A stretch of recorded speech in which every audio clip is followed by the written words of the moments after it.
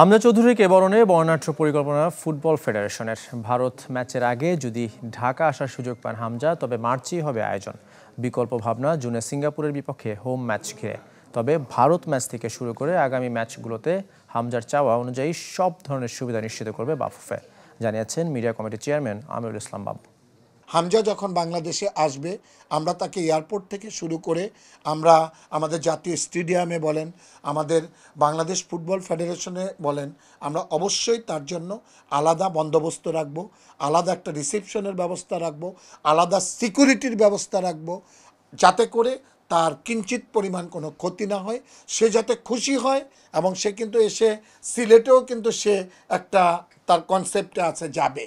এবং আমরা বাংলাদেশ ফুটবল ফেডারেশনের পক্ষ থেকে যত রকমের তাকে সাপোর্ট করা দরকার, যত রকমের তাকে গাইড করা দরকার, সে যদি যেই রকমের সুবিধা আমাদের কাছে চায়, আমরা বাংলাদেশ ফুটবল ফেডারেশনের পক্ষ থেকে আমরা প্রস্তুত তাকে সেই ধরনের সুবিধা দেওয়ার জন্য।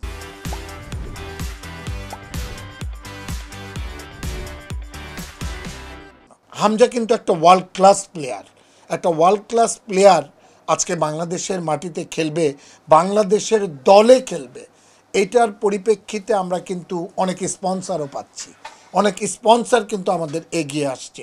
এটাও আমাদের কিন্তু একটি প্লাস পয়েন্ট।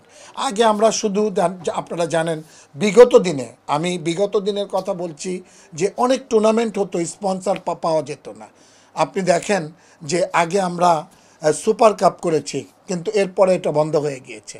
এখন আমাদের যে টার্গেটটা হচ্ছে, আমাদের শেরবাংলা কাপ খেলা, আমাদের সরওয়ার্দী কাপ খেলা, প্রত্যেকটা ডিস্ট্রিক্টে যাতে প্রত্যেকটা ডিস্ট্রিক্টে যাতে আমরা লিগটা চালিয়ে যেতে পারি, সেই ইনস্ট্রাকশনটা আমাদের তরফ থেকে দেওয়া।